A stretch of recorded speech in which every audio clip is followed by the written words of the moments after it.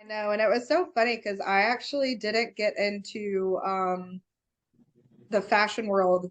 It was honestly, I embarrassingly enough, flunked out of college for a little bit because my mother had like health issues. So Mhm. I had to move back home for a little bit. And I was like, well, I can't just sit here and do nothing. I have to get a job. So I just got a little part-time job at one of my favorite boutiques in the area. And I actually ended up loving it. And I was like, I'm going to own my own store one day. And that was when I was like 18, 19. And I was like thinking about it and I was like, dang, it took me that long to feel like I learned everything that I could or learned everything. Clearly, never do. But like, felt like I was comfortable enough to leave a secure job to Yeah. go open my own. I'm like, it's so funny how life works out. I tell you what. It does. It makes you stronger because now if you did it again, it'll be better, Yeah. Yeah. right? Because I You mean, it you also know just feels what like to you've got avoid. exactly, and that's a large part of I think why the store that I opened ended up being successful in the first place is that boutique that I was working at for 4 years was such a miserable experience. But when I tell you, I learned exactly what not to do, Hmm. and so it felt like I Hmm. was more prepared Yeah, for opening my own store. that makes Yep. sense. You learn more from sometimes your failures than you ever would your successes. Hmm At least that's what I Hmm. hear. Bars. That's what I I hear. agree. That's a bar. I'm saying, Yeah. when you guys pushed me out of the nest when I first started, I was like, oh no, I'm doing so bad. And then I was like, wait, I'm kind of good at this. Wait, no, I'm not. Like, It's a roller coaster.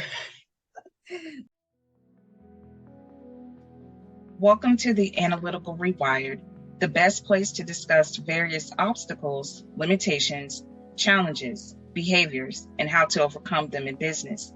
We deep dive into the complexities of people, processes, data, and technology, PPDT, adopting our focus to be either technical or creative expressions, and how to balance the two. The Analytical Rewired is brought to you by the MJW Group, a performance improvement and leadership development boutique management consulting firm that helps companies save time and money leveraging operational excellence. Our mission is to enable your organization to be more successful by refining overarching strategies into detailed plans to be implemented, generate creative and technical solutions for your operational challenges, augment and supplement your existing teams, and help you create processes that allow you to be more efficient with the resources you have. You can learn more about the MJW Group on our website at themjwgrp.com.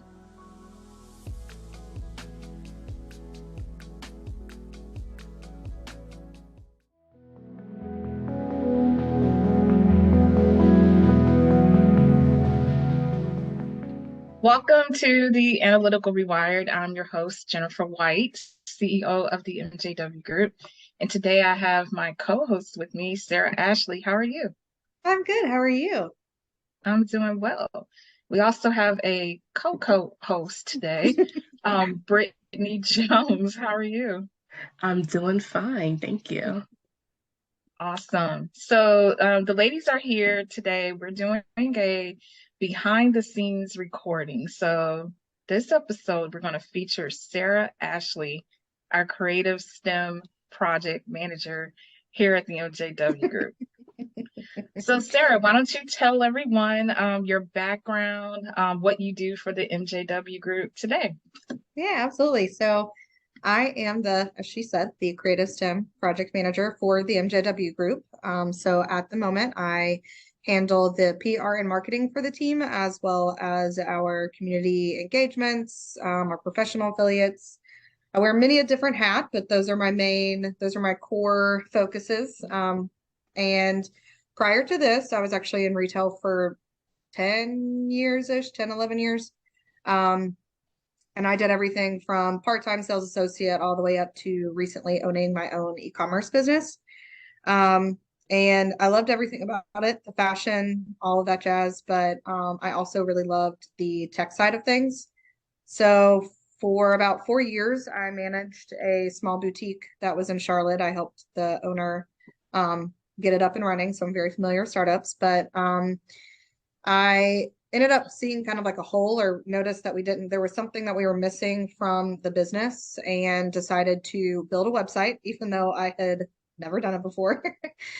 So countless hours of YouTube research and I made our Shopify website. And that, brought in a solid amount of sales. So clearly that was something that we were missing. And that was kind of right at the beginning, I think, of the boom for e-commerce, if you will, because we had started to notice a lot of our foot traffic die down. So once I kind of saw that, I realized that I loved the coding side of things, and the digital marketing and e-commerce, all of that. I couldn't get enough. So that's why eventually I moved to owning my own e-commerce business. And I was also in charge of building the website for that as well. And I did love it, but my business partner and I just did not see eye to eye. So parted ways there, and just decided to take things back to the technical side of things and started doing a coding class. And now here I am. It brought me to the MJW Group. Okay. And you've been with us now for almost 9 months. Yeah, I was looking at it the other day. So, I actually think I think we're almost at 10 months. Oh, right? wow. it's been a while. Well, I think it was April. So yeah, but almost still, 9 months. it feels Close like enough. just yesterday and forever all at the same time. Yeah. So talk about some of the highlights you do here at the firm. Yeah, absolutely. I think for me, I kind of touched on loving the digital marketing side of things. So for me, personal highlights, I deal with the PR and marketing. So for example, they just saw me. They're probably tired of my face, but we just got off a call discussing the PR strategic plan for 2023, where I kind of ran through kind of our posting schedule, our community affiliates or fun events that we have coming up. And I'd always kind of done planning and stuff, but I don't think I realized how much I loved the aspect of the community affiliates and finding those engagements and partnering with a lot of the nonprofits. I don't think I really realized that until I was doing it on a lot more, or a more often basis, I should say. And so that's a huge highlight for me, is being able to find those nonprofits to work with. For example, we're working with the Muggsy Bogues Family Foundation this weekend, and I'm very excited about that one, as everyone on this team knows. I think I just constantly am like, you guys, it's where I'm going to meet Muggsy Bogues. Oh, definitely. But yeah, I think those are some main highlights. And then also, I really do love the creative aspect. As you can probably tell, I'm first and foremost a very creative person. So being able to design some of the graphics, come up with the email marketing plans, those are that's my sweet spot, is what I like to say. Like being able to have that creative freedom to create those email marketing plans, and those designs is very exciting to me. Nice. And how has it been having Brittany on your team as well? It's great. I mean, we work really well together. Coming onto a team in general, it's always tough no matter what, trying to figure out how other people operate. But me and Brittany, at the very beginning, we all have to take a kind of a personality assessment. And I thought it was very funny because we did not know this, but she tested as the dreamer and I also tested as the dreamer. So I think that's also why a lot of the time we're very creative. Definitely. So we're just like, you know what, it's a process. We're going to figure it out. So this is what it looks like, but we hate it. Let's do it again type thing. And we just work very similar in that respect. But no, it's been great. And I think we're both starting to kind of get into the flow of things, which is nice. And figuring out what's kind of the best course of action for the team too. And for the business in general, because you guys, audience, I'm going to be busy in 2023 with the MJW Group, because business development is going way up.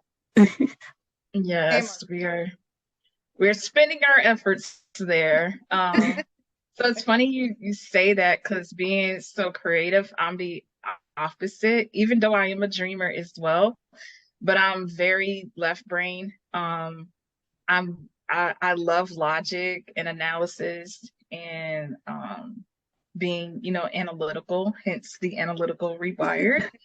Oh, So yes, it started out with me questioning how can I be more creative. That's where the name came from, the I analytical love it. rewired. So with that, how do you think things have shaken out now that you've been around a team of nerds that love logic and processes and structure? Like, Hmm. Yep. did you ever think you would be able to work in an environment like this? Yes and no, because I think I found that I too, to a certain extent, also like processes. So it's like here, I unknowingly had been building SOPs at, my old business and at the boutique that I managed as well. But it wasn't until I got here that I realized the amount of detail and, as you always say, thinking past 3 o'clock that needs to be done. Sometimes I don't think and that's also, I guess, something that I had to rewire about myself is that I need to pay more attention to those little details because they're very, very, very important no matter what. And so I think that was kind of difficult for me because, like I've mentioned, I'm kind of a go with the flow. It'll all shake out. We'll figure it out type thing, or it's all there. And I know it's bouncing around in there, but I've got to organize it somehow so that it makes sense. And when I'm like talking to you guys or to the team, I'm not just spouting out random things that don't make sense or I will do that.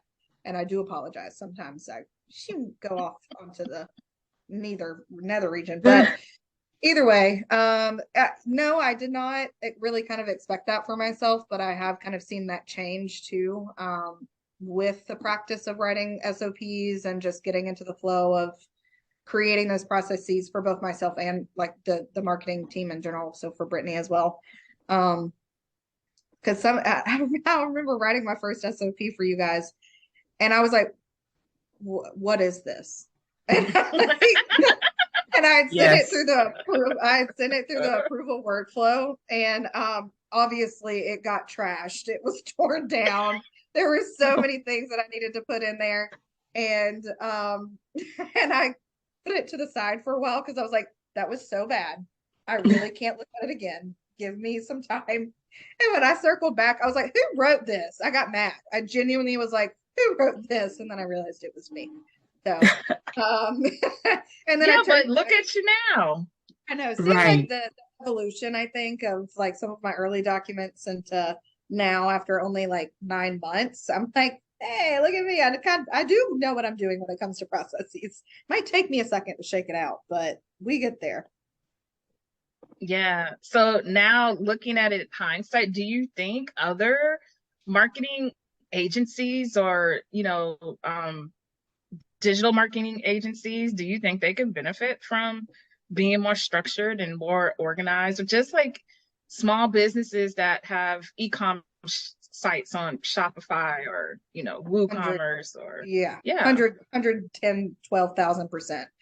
Especially because, like I mentioned, I guess in the past I was always writing SOPs, but it was never as detailed. And I don't think I really even noticed it was an SOP. And so things would get chaotic if I ever left for a weekend, which I never took time off ever. I think being a part of this group and being able to actually use my PTO has been so beneficial because I was running myself ragged in the past. Like I could never actually, in my mind, feel like I could produce something. I was just running. I was so burnt out at some points. Yeah. Um, and I also think whenever I would actually take a vacation, I'd come back and it was just like pure chaos. There was what's happened here? Why is this the way that it is? Why did you sell this shirt? It's not on sale. It was just absolute chaos when I would come back. And I think a lot of businesses don't realize how necessary those are, because it might feel like busy work, if you will, but it's so, so important for a reason such as that. Like if, I take some time off, if Brittany takes some time off, you don't want absolute chaos and pandemonium to occur while you're gone. And I think small businesses sometimes have an issue with that. Because at my e-commerce business, it was like herding cats to get my business partner to come up with like an actual plan for the creative side of things. Because she was also a creative person. So she was just like, it'll work. And that's probably why we didn't work well together, because I was very creative. She was too. And I was like, okay, so we've got to have some sort of plan. We've already doubled our budget and we did not need to. So I think a lot of small businesses kind of miss the boat in that respect. Like building organizations. Wow. Say it again for the people way in the back. What? I mean, they are so important. It's crazy to me how I didn't really, like, even when I was in the thick of it, I didn't realize it until like coming out of it, and then just working at a little retail shop right now. The inventory is always messed up, and so I'll be selling things that are out of stock, but they're clearly right there. Like, wow. Yeah. So those processes, they do help. They make things run smoother. So it's a lot easier, I think. It feels like a lot of work up front, but it's a lot easier at the end of the day. And it is. It's an investment. I mean, investment. I always paint it that way when I talk to people, about the services that we do, because it's not, and that's why we're B2B, right? Most B2B, you don't see return right away. It's like when you go to the doctor and they tell you need to take these vitamins, you need to eat healthy, you need to get a good night's rest, you need to drink a lot of water. And when you first start doing it, a week later, you're like, man, I'm tired of doing this. I don't see any results. Or when you go to the gym and you're like, now why don't I have abs yet? It's like, nope, bring the cake back. Yeah. It's like you have to put in that time. Like there's an investment that has to be made in order to see any results or any changes. But over time, with measurement, you'll be able to see like a shift in that transformation. It becomes like very apparent. But we just live in a society where everyone wants everything like right away. And there's just the grind and the hustle is just like, I don't know where it went, because everybody talks about like I'm grinding, I'm hustling. I'm just like, Are you though? Are you really? Are you though? Are you really? Because I think about that a lot, because I didn't open a business until I had already been in retail for 10 years. I had already done the work for 10 years. Yeah. And I remember like 2-3 years in, I was like, when am I going to have my own store? I don't want to do this anymore. And I'm like, I literally knew nothing at that point too. So it's like, why, thinking back on it, I'm like 23-year-old me trying to you knew everything back then though. Back then I was like, oh yeah, can't tell me nothing. I graduated college, you can't tell me nothing. I can absolutely open my own store. It would have failed literally the second that it opened if I had opened it when I was 23, because I just thought it's kind of like us being, consultants. It's like, what are you going to consult on? Like, I knew in high school I was going to be a consultant, but it's like, what are you consulting on? Like, you need to have some experience to consult on. Like, there's nothing you can consult on. I know. And it was so funny because I actually didn't get into the fashion world. It was honestly, I, embarrassingly enough, flunked out of college for a little bit. Because my mother had like health issues. So I had to move back home for a little bit. And I was like, well, I can't just sit here and do nothing. I, have to get a job. So I just got a little part-time job at one of my favorite boutiques in the area. And I actually ended up loving it. And I was like, I'm going to own my own store one day. And that was when I was like 18, 19. And I was like thinking about it. And I was like, dang, it took me that long to feel like I learned everything that I could, or learned everything. Clearly never do, but like felt like I was comfortable enough to leave a secure job to go open my own. I'm like, it's so funny how life works out. I tell you what. It does. It makes you stronger because now if you did it again, it'll be better. Yeah. Yeah. Right. Because I mean, it You also know just feels what like to you've got avoid. exactly. And that's a large part of, I think, why the store that I opened ended up being successful in the first place is that boutique that I was working at for 4 years was such a miserable experience. But when I tell you, I learned exactly what not to do. And so it felt like I was more prepared Yeah, for opening my own store. that makes Yep. sense. You learn more from sometimes your failures than you ever would your successes. Mm-hmm. At least that's what I hear. Bars. What I I hear. agree. It's a bar. I'm saying, Yeah. when you guys pushed me out of the nest when I first started, I was like, oh no, I'm doing so bad. And then I was like, wait, I'm kind of good at this. Wait, no, I'm not. It's a roller coaster. It's a roller coaster. But like I said, I feel like the growth within that like 9-month time frame is absolutely crazy to think about. You've had a baby now. Look, Now. Well, technically it's 10 months. Everybody Yeah. says 9, but it's like 40 weeks. Yeah. So dealing with the challenges of, being in your role, it was a newly created role. How do you feel now? And how did it feel like the last 9 months getting to this point? How did it make you feel going through the transformation? But now like we could see the transformation and what has happened. How do you feel coming out on the other side of it?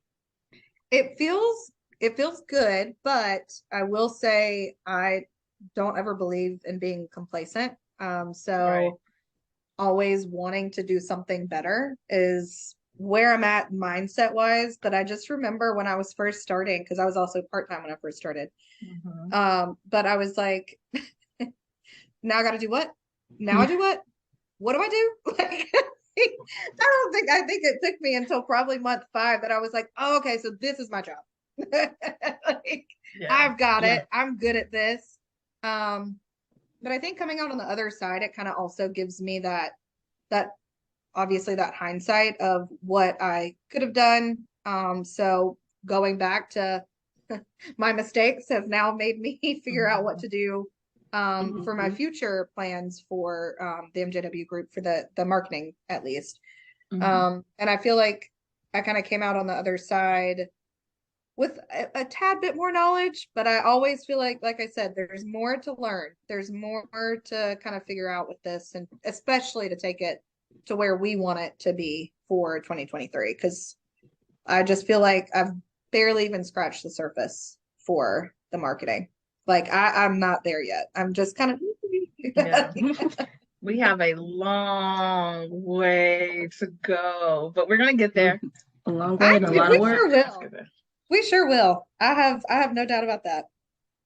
Yeah, exactly. What is one thing you would say you've learned, being around different people in the firm? Do you learn from others or you kind of just look at your own um patterns and experiences and try to learn from that? I think it's a mix. I think because I have been on the team with such different people from all these different backgrounds, we all have something to kind of throw into the hat to make an idea a little bit better. But I do know that for myself, a lot of reflection of like what I've done in the past, how did that go wrong? How can I make sure it doesn't happen again? Or what can I do from here to make it better, to put a pretty little bow on it, if you will.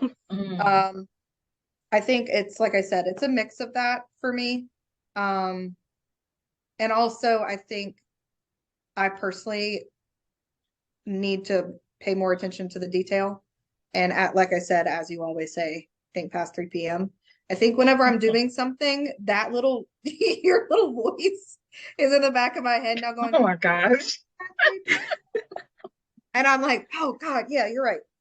And I'm like, but that's just kind of goes hand in hand with like thinking more about the details and making sure that every single little thing is thought through so that you're not fumbling at the end.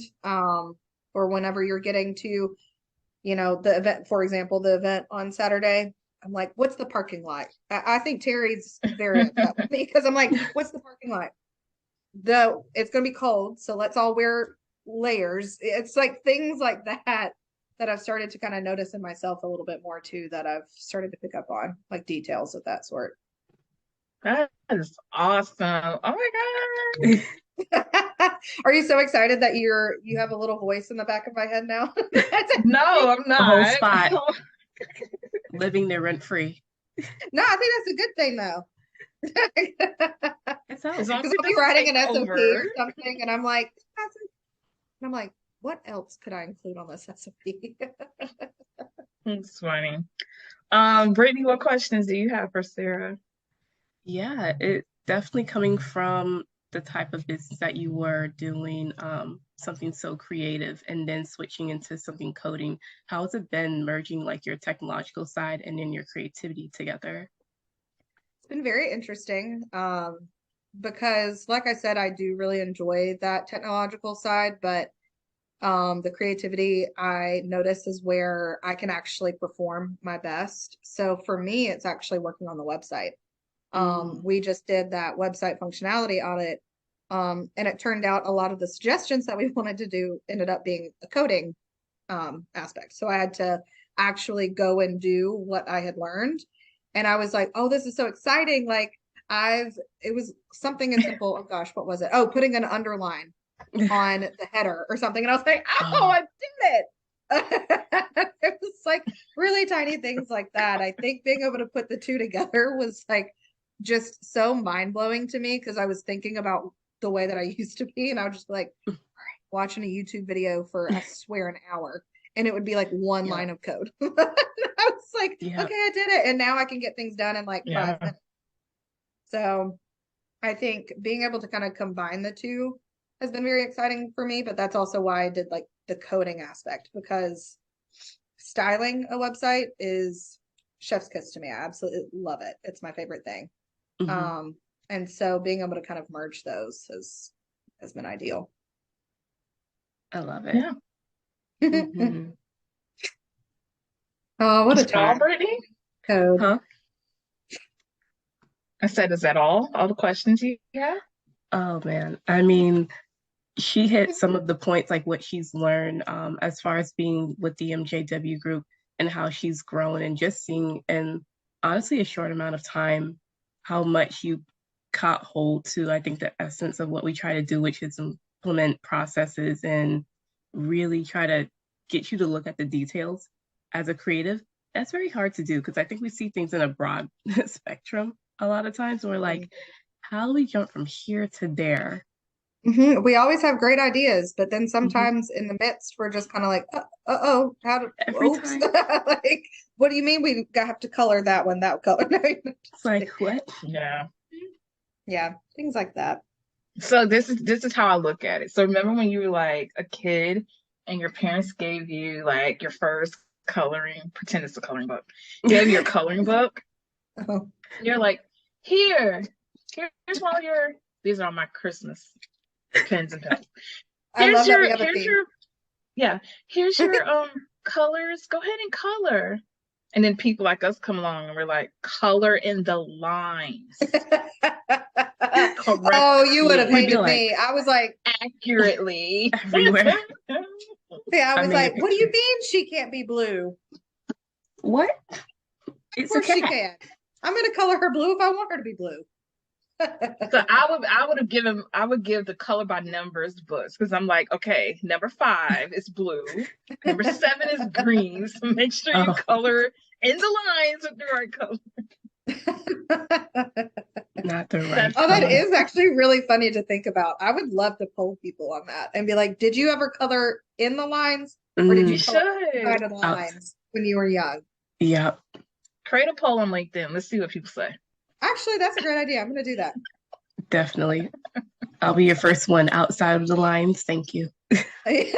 Same. I think everybody's going to say I colored in the line, but then we'll have to see if people have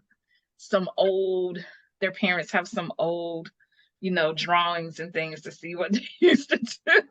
I'm pretty sure my parents do. They used to just put all of our stuff up on the fridge. My mom has stuff too.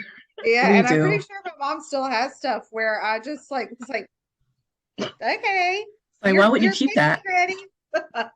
Well, I colored on the walls and I got in trouble because I was like, doo. I did all of it. The walls, the fish tanks, You everything. said stay in the lines. I'm gonna go on the walls. Can't stop Yeah. me. We don't think inside the box, okay? You just Yeah, you think outside of the box.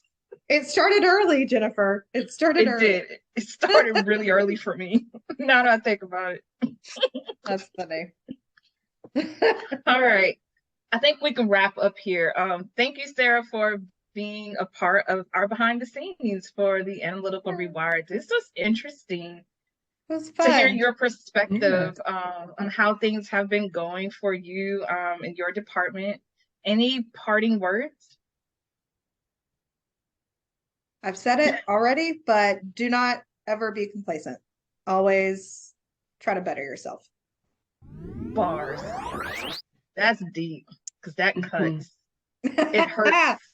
doesn't it? Because I can feel myself getting complacent sometimes, and I know I could be doing other things and being better, being the best Jennifer that I can be, but I make excuses. So that cut right. I know. Quick. Same. And I think that's going to be my 2023 mantra a little bit, just because I need to get back in the gym. Like I need to get more on a routine. And I think that kind of goes hand in hand with being complacent. I tell you what, I really took some time off from the gym. Me too. We all have. Yeah. My gym friends texted me the other day, "You've been MIA for a while." I was like, I have. And you're like, don't call me out like that. I'm coming back soon. I promise. They're my accountability partners. Yeah. That is important. They're trying to keep you accountable, and you're like, I'm busy. I am so busy. But yeah, this is fun. I'm glad you both were here to record this episode. Everyone, thank you for watching the Analytical Rewired. Please remember to like, share, and subscribe. And we will see you on the next one. Have a good one. Bye. Bye. Bye.